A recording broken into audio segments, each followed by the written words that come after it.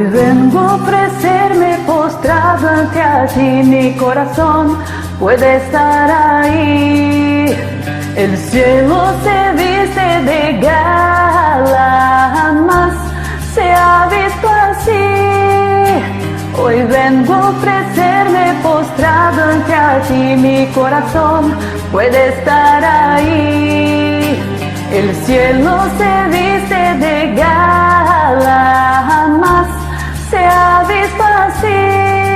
Y en humilde pesebre ahí en Belén ha nacido el Rey. Alabanzas al Rey, alabanzas al Rey, alabanzas al Rey, al Rey de Israel. Pastores y magos vinieron a ti a rendir adoración. Ángeles y ahora cantan a Dios nueva canción, pues al mundo ha llegado el regalo de Dios, paz y salvación. Alabanzas al Rey, alabanzas al Rey, alabanzas al Rey, Rey de Israel. Alabanzas al Rey, alabanzas al Rey, alabanzas al Rey de Israel. Emmanuel.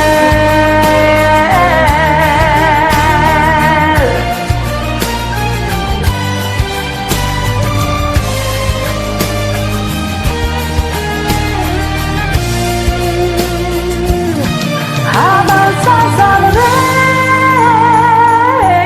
alabanzas al Rey,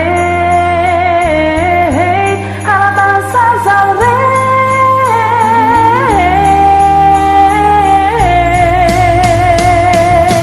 alabanzas al Rey, alabanzas al Rey,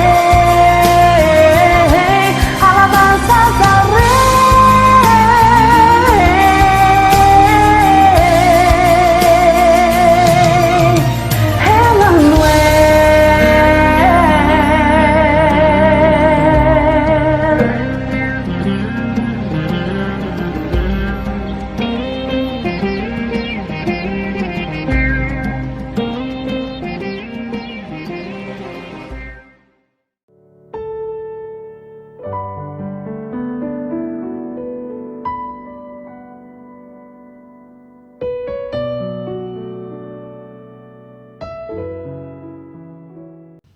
Gloria al Señor. Qué bueno es el Señor, que podemos estar juntos nuevamente compartiendo la palabra del Señor.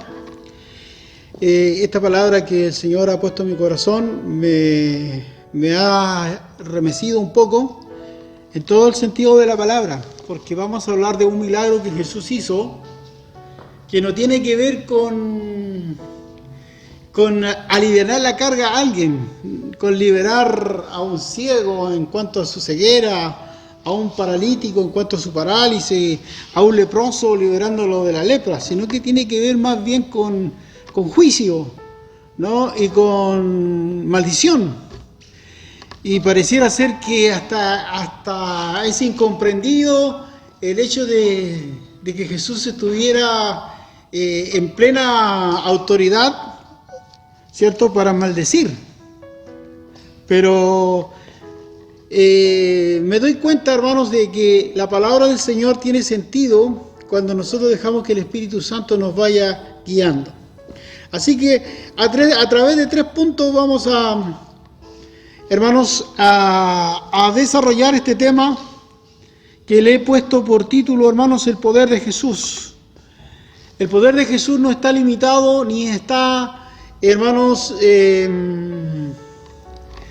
condicionado solamente en algún área. Jesús, hermanos, tiene la libertad y el poder y la autoridad para obrar en todas las áreas, en todo sentido de la palabra, hermanos, Él puede obrar. Marcos capítulo 11, ¿no? Versículo 12 en adelante, se habla de tres cosas. Primero, la maldición de la higuera. Segundo, la purificación del templo. Y tercero, la higuera, ¿cierto?, se seca.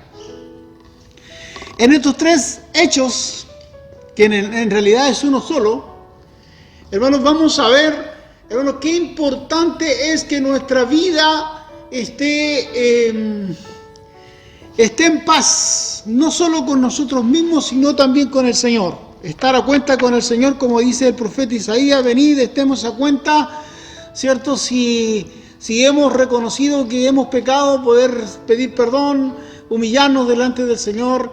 Y vamos a ver, hermanos, que hay tres condiciones que se nos revela en esta palabra, hermanos, para llevar a cabo una vida sobrenatural, una vida espiritual plena, ¿no?, de victoria, de triunfos.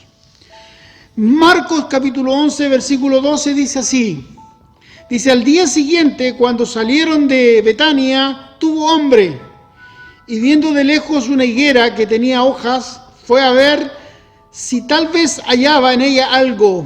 Pero cuando llegó a ella, nada halló sino hojas, pues no era tiempo de higos. Entonces Jesús dijo a la higuera: nunca jamás coma nadie fruto de ti. Y lo oyeron sus discípulos. Vinieron pues a Jerusalén, y entrando Jesús en el templo, comenzó a echar fuera a los que vendían y compraban en el templo, y volcó la mesa de los cambistas y las sillas de los que vendían paloma. Y no consentía que nadie atravesase el templo llevando utensilio alguno. Y les enseñaba diciendo: ¿no está escrito: mi casa será llamada casa de oración para todas las naciones, mas vosotros la habéis hecho cueva de ladrones?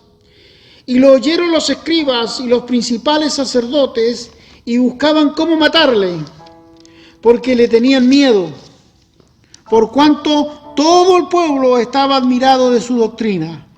Pero al llegar la noche, Jesús salió de la ciudad.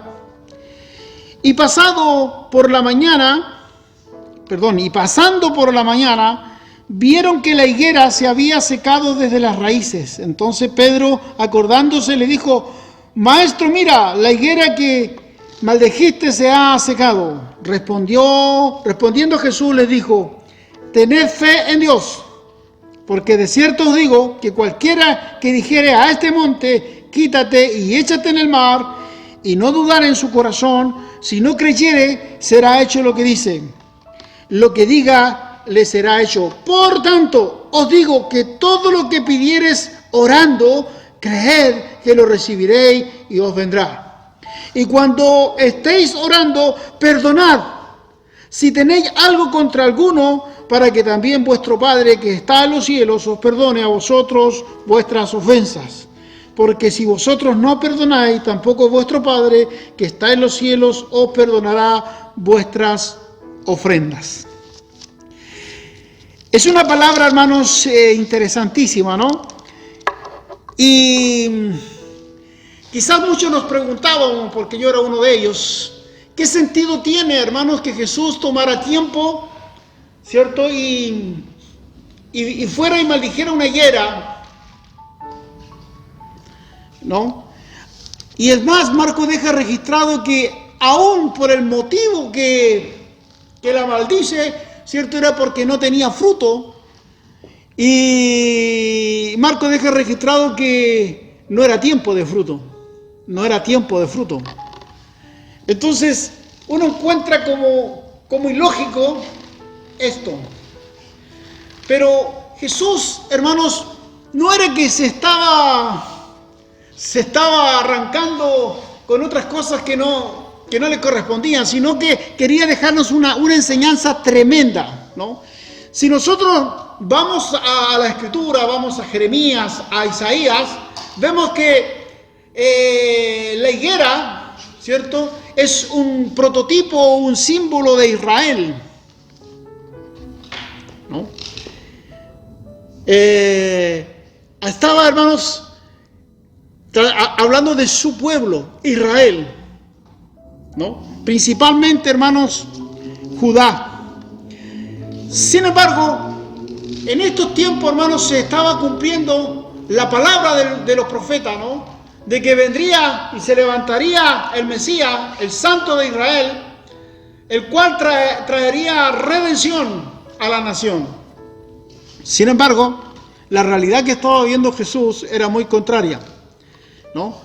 Vino los suyos y los suyos no lo recibieron, no lo consideraron, no, hermanos, le dieron la oportunidad. Ellos estaban esperando un rey, ellos estaban esperando a alguien que naciera en una cuna de oro, ¿no? En los mejores de los lugares. Pero sin embargo, el que vino como humilde, sencillo, ¿no? Habitó en un pesebre, hijo de un carpintero, ¿no? Del común del pueblo, y así desarrolló su vida hasta cuando, hermanos, Dios lo levantó, ¿no? A cumplir plenamente su ministerio, y se reveló su razón de estar en este mundo. Por razón del tiempo no vamos a dar muchas explicaciones en esa área, pero hermanos, todos sabemos que el propósito por el cual Jesús vino, ¿no? Que no vino en la condición de Dios, sino que Él dejó su gloria, dejó todo su poder y se hizo semejante a nosotros, tomando nuestra naturaleza, hermanos, semejante a nosotros. Y en esa condición, Él aprendió a obedecer y tuvo que estar dispuesto, y aprendió la disposición, hermanos, a pagar el altísimo precio que Jesús pagó por cada uno de nosotros. La muerte no le pudo contener, y dice que al tercer día de haber muerto, Jesús fue resucitado y se levantó en victoria. Y gracias a esa bendición nosotros hoy en día tenemos la misma victoria, ¿no? Si Cristo no hubiese resucitado, no tendría sentido estar predicando el Evangelio, no tendría sentido estar acá en este momento.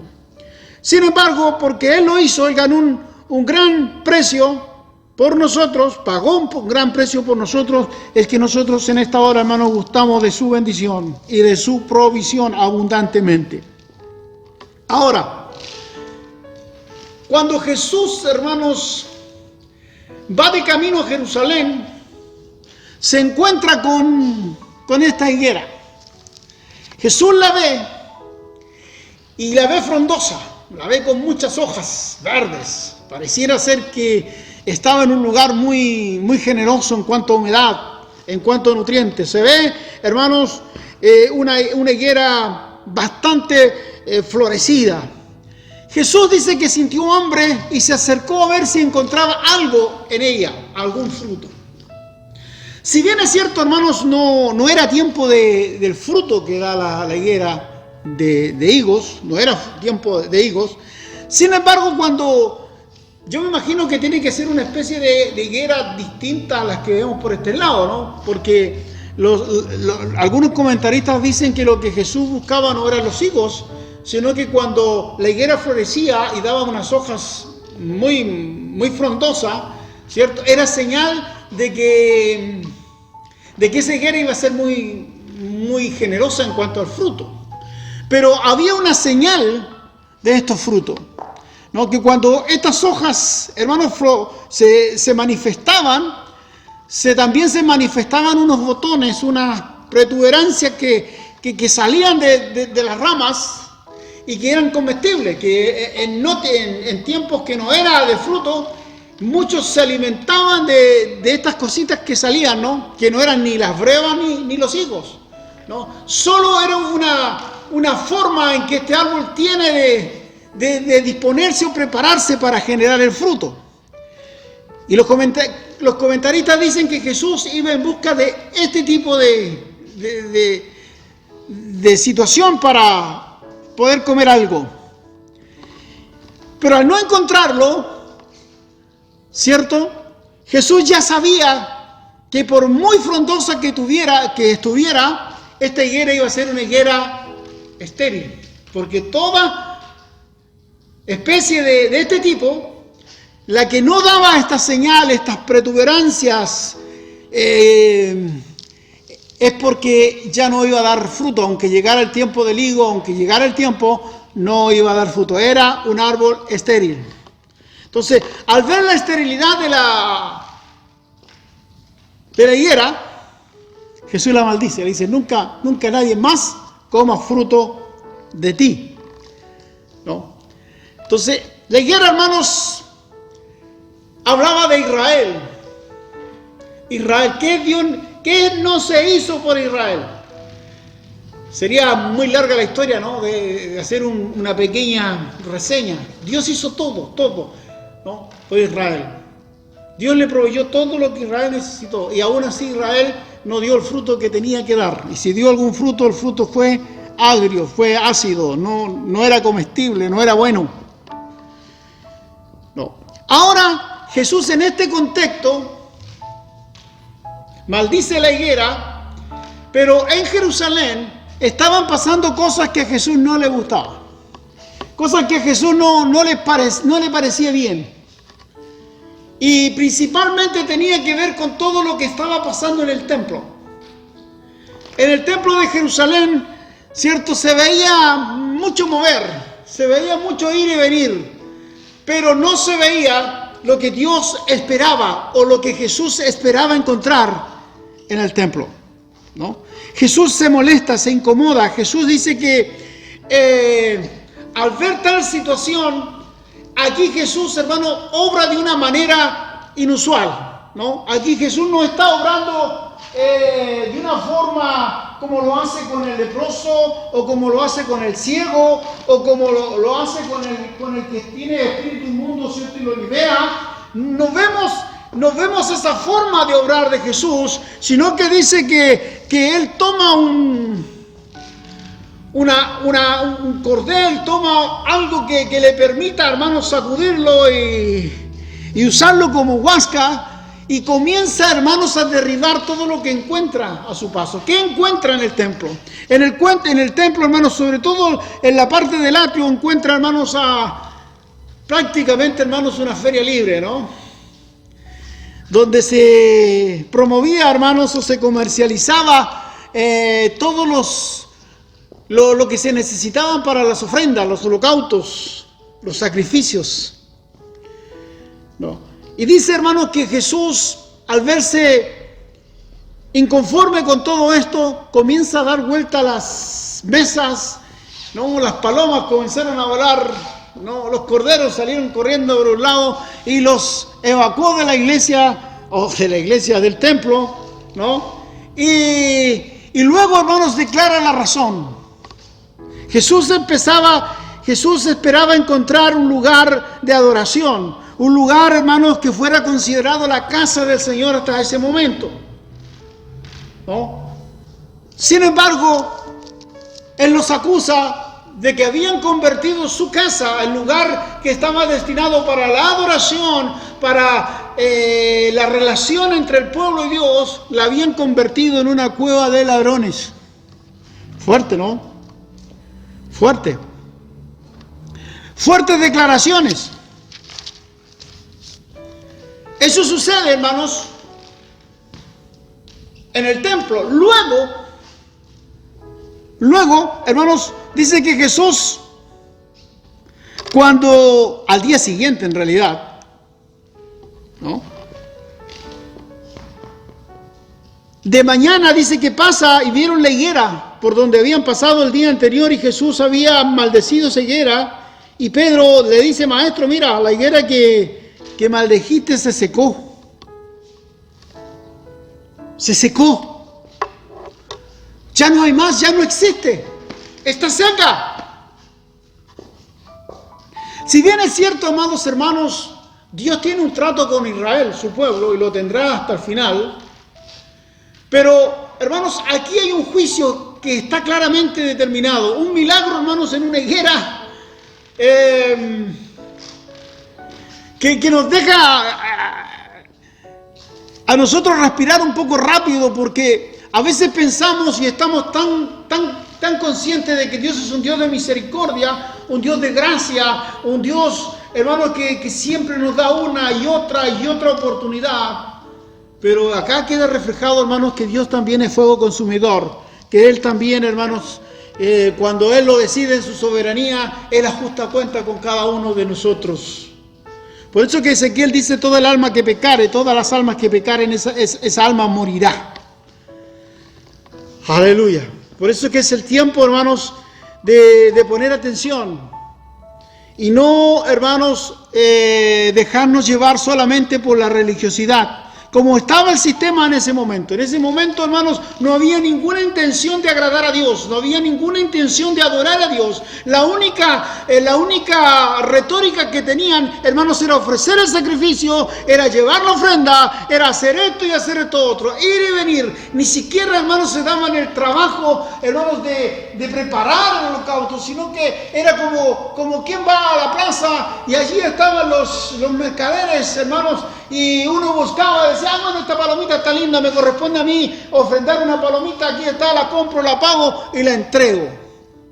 A ese punto había llegado, hermanos, la relación del pueblo con Dios, la actitud del pueblo con Dios. En honor al tiempo, hermanos, espero que usted lo lea, hermanos, y descubra algunas otras cosas importantes. Como por ejemplo, Dios no da por culpable, Dios no dará por inocente al culpable. Segundo, hermanos, Dios arreglará cuenta con cada uno de nosotros, principalmente nosotros que le conocemos y sabemos lo que es bueno. Aleluya. Pero, hermanos, junto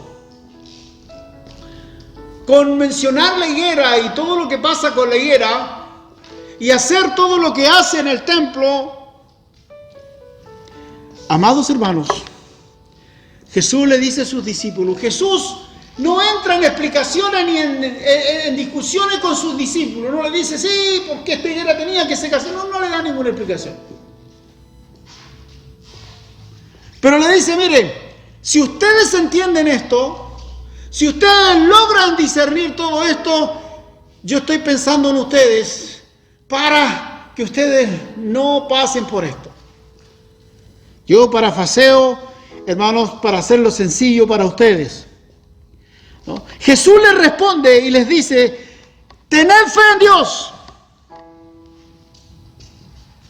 porque de cierto os digo que cualquiera que dijera a este monte: quítate y échate en el mar, y no dudar en su corazón, si no creyere que será hecho lo que dice, lo que diga le será hecho.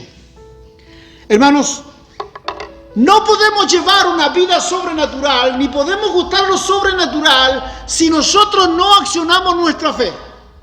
Jesús le dice: para que no le pase lo de la higuera, para que no caigan en la rutina religiosa de hacer cosas por hacer porque las saben hacer, es necesario que ustedes tengan fe, tengan ánimo y usen su fe.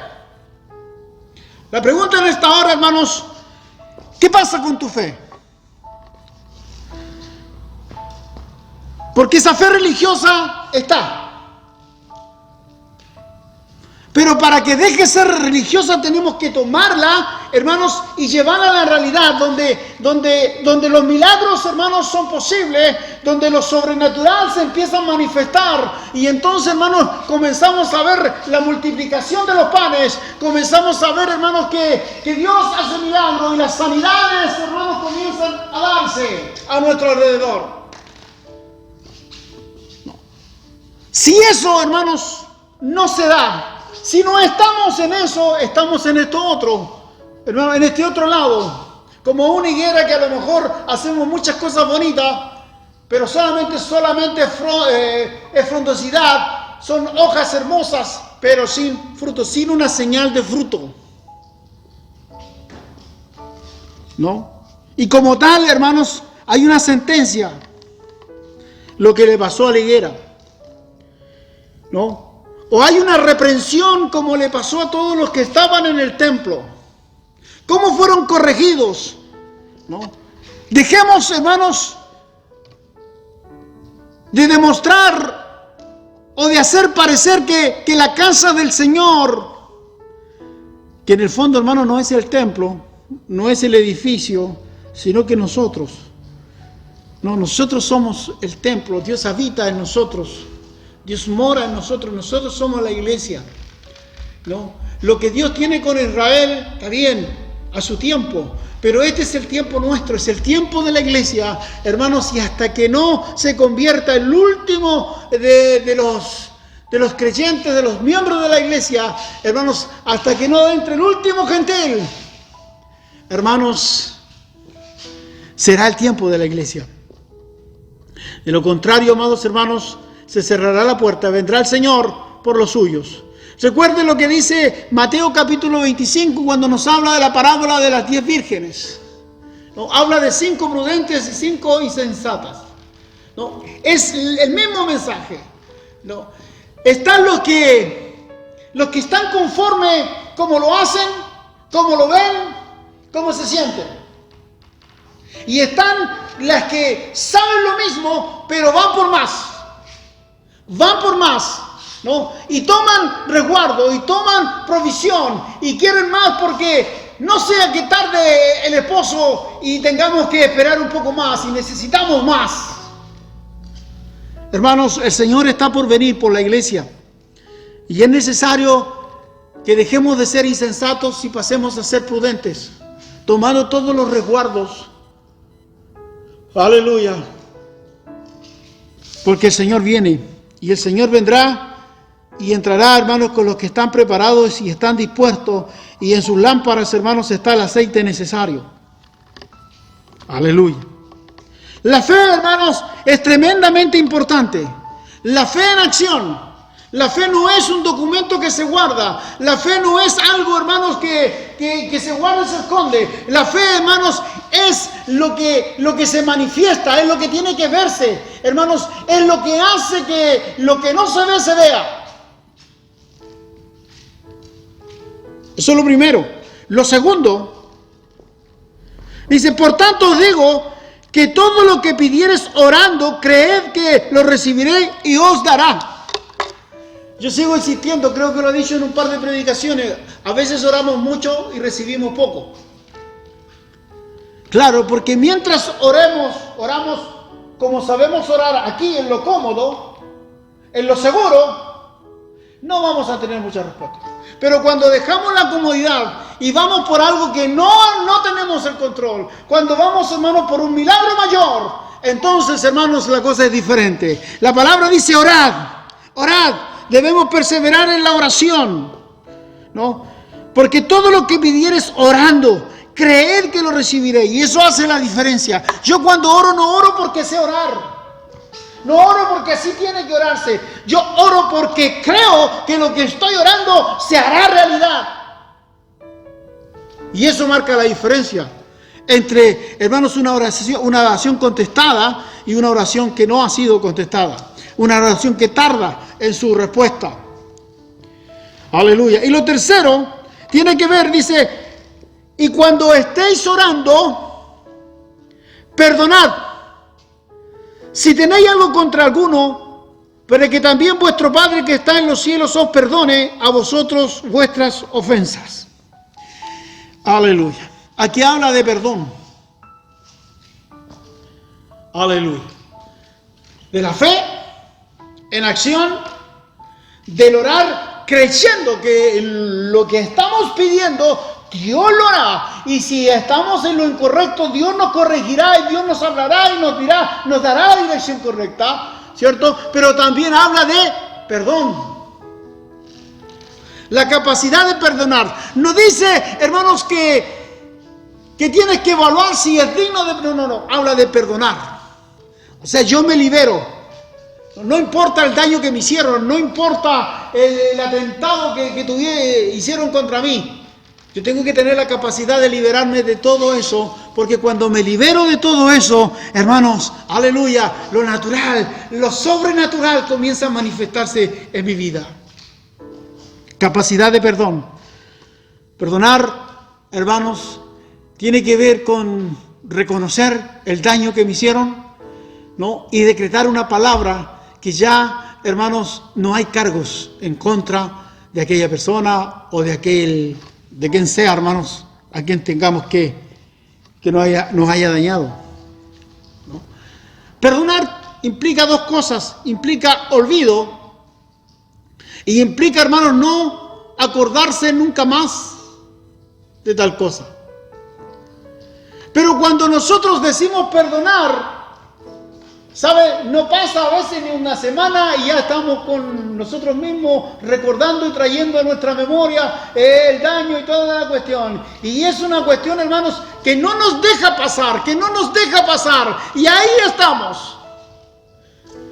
Por eso, hermanos, que Jesús le dice a sus discípulos, miren el contexto en que lo dice, hermanos. Hablando de una higuera que no da fruto, la maldice, hermanos, deja la escoba en el templo y desaloja a todos los que, hermanos, no están entendiendo lo que significa el tener comunión con Dios. Y luego, hermanos, el resultado de una higuera que ha sido maldecida y se ve seca. En ese contexto Jesús le dice, tengan fe, tengan ánimo, usen su fe, oren y crean que lo que piden les será hecho. Pero ojo, cuando estén orando, por favor, perdonen. Es más fácil, hermano, decir, yo no soy nadie para perdonar. El único que perdona es Dios. Hermanos, eso es una excusa totalmente barata, hermanos, que solamente calma nuestras conciencias, porque la palabra literalmente nos habla de que tenemos que perdonar. Porque si no perdonamos, nuestro Padre tampoco nos perdonará. ¡Ja! Parece que Dios es más justo que nosotros, ¿no? Y eso es tremendamente importante. Así que, amados hermanos, tenemos que no solamente usar la fe, tenemos que orar, ¿cierto? Sino que también tenemos que perdonar. Yo generalmente pataleo cuando escucho la palabra, ya te perdono, ya, ok, perdón. Y cuando ya están a los 3 días, están recordándome nuevamente y me están metiendo el dedo en la llaga y me están enrosando, y yo digo, bueno, ¿me perdonaste o no me perdonaste?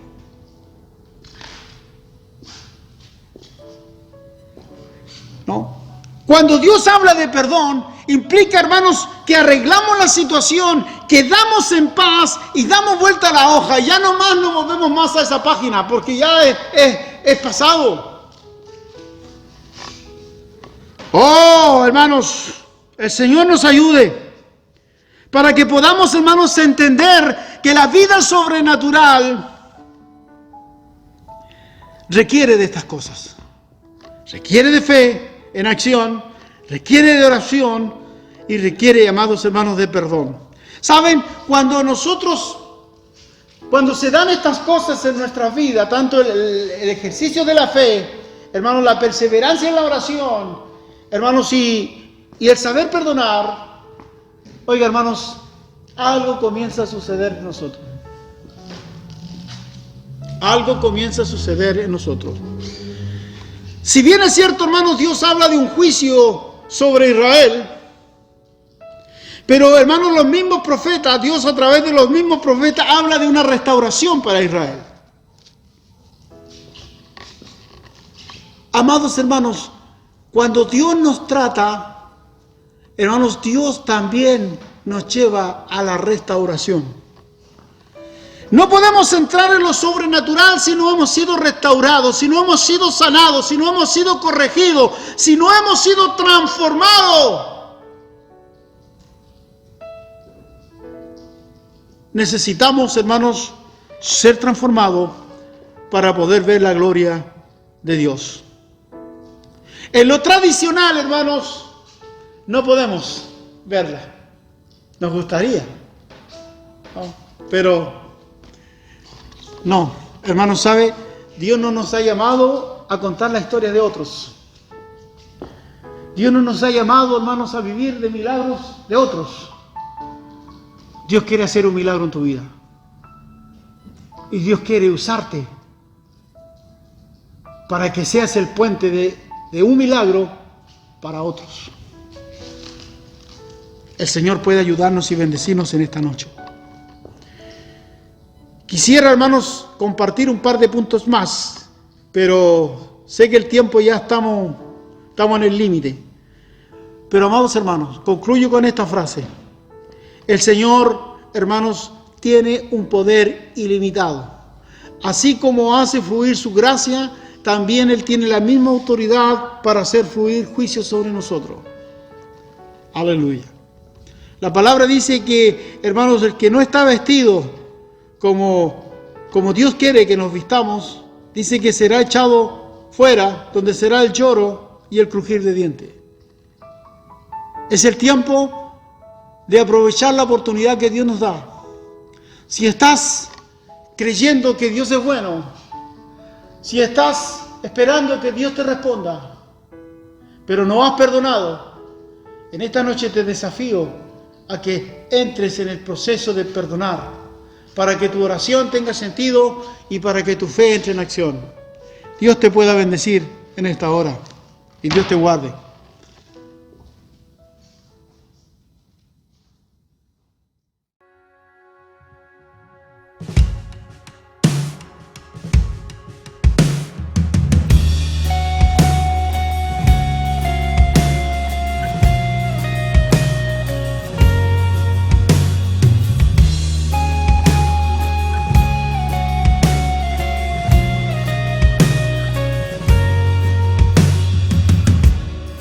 Antes de hablar, cantaste sobre mí.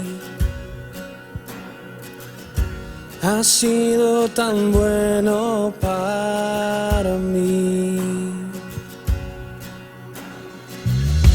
Antes de respirar, soplaste vida en mí. Has sido tan bueno para mí. Oh, tu amor me envuelve, me sostiene, amor sin condición. Me persigue y deja las 99 y va por mí. No puedo ganarlo ni merecerlo.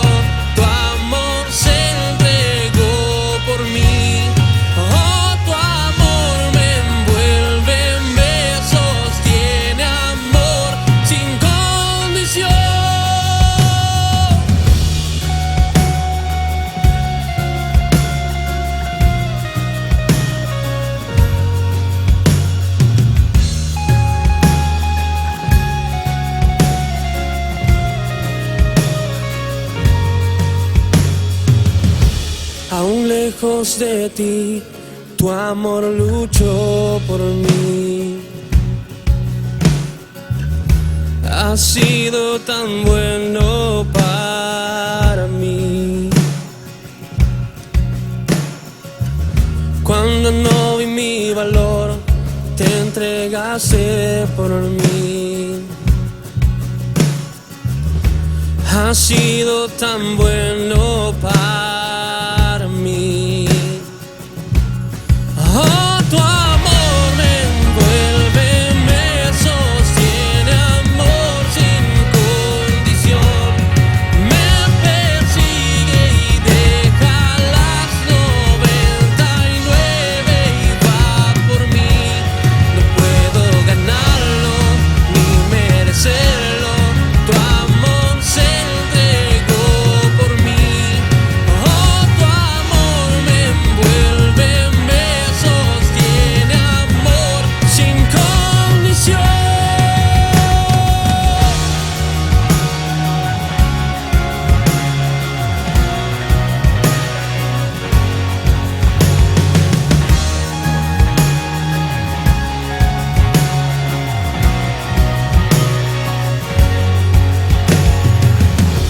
No hay sombra que no alumbres, monte que no escales para encontrarme a mí.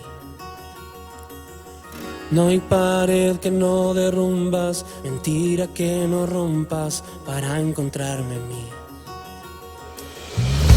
No hay sombra que no alumbres, monte que no escales para encontrarme a mí.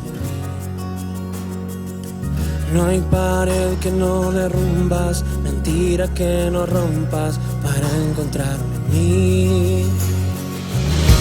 No hay sombra que no alumbres, monte que no escales para encontrarme en mí.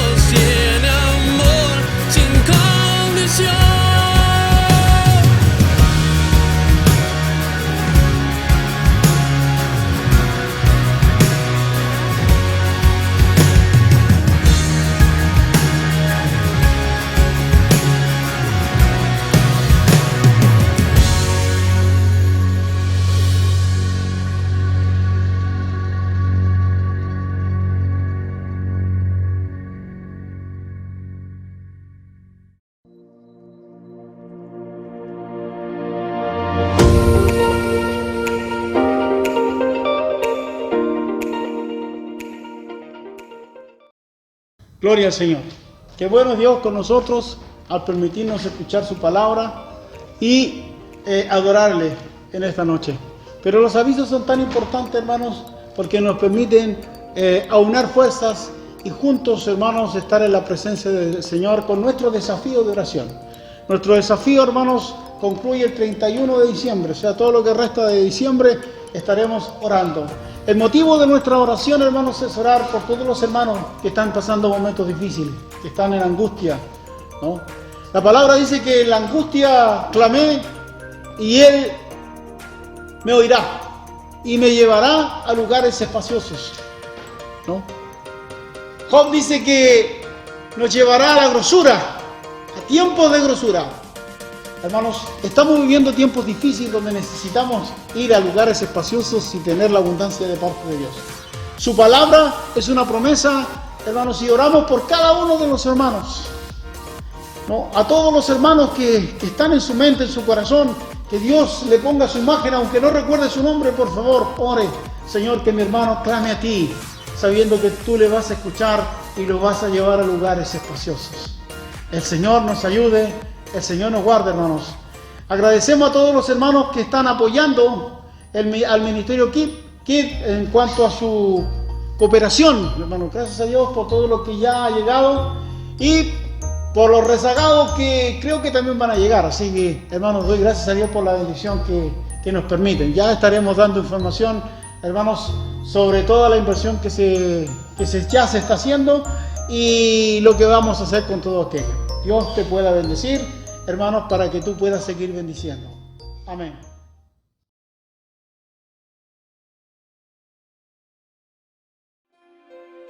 Amigo, si hoy pudiste escuchar esta hermosa palabra con atención y sientes que tu corazón se inquietó, bueno, déjame decirte que hoy es un día especial para ti. ¿Por qué es un día especial? Porque el único que puede provocar esa inquietud es Dios. Dios quiere hablarte en esta hora. Él conoce tu condición, Él sabe lo que estás pensando, lo que estás viviendo. Y déjame decirte que Él es el único que puede revertir esa realidad. Si tienes problemas, estás acongojado, entrégale tus problemas al Señor. Si esta noche tú quieres recibir al Señor como tu Salvador, tengo que contarte 3 pasos que debes seguir. El primero es reconocer. En Romanos 3:23 dice así: por cuanto todos pecaron y están destituidos de la gloria del Señor. El segundo paso es aceptar. En Juan 14:6 Jesús les dijo: yo soy el camino y la verdad y la vida. Nadie viene al Padre si no es por mí. Y el tercer y último paso es recibir. En Romanos 10:9 dice así: que si confesares con tu boca que Jesús es el Señor y creyeres en tu corazón que Dios le levantó de los muertos, serás salvo. Si tú en esta hora quieres recibir al Señor en tu corazón, déjame invitarte a que puedas cerrar tus ojos y repetir después de mí esta oración. Señor Jesús, te necesito. Quiero que tú me limpies y purifiques, Padre. Gracias por morir en la cruz por mí. Ahora confío en ti como mi Señor y Salvador. Entra en mi vida. Agradezco poder creer en ti. Quiero creer en ti. En el nombre de Jesús. Amén.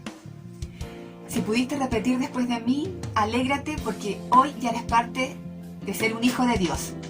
Ahora que aceptaste al Señor, puedes decir: ¿qué hago ahora? Bueno, si tienes alguna inquietud, pregunta, puedes comunicarte con nosotros en el número que va a aparecer aquí en la pantalla. Si no, puedes contactarnos a nuestra página de Centro Cristiano. Si no, bien, puedes buscarnos en Facebook o en Instagram. Dios te bendiga, hermano. Dios es amor.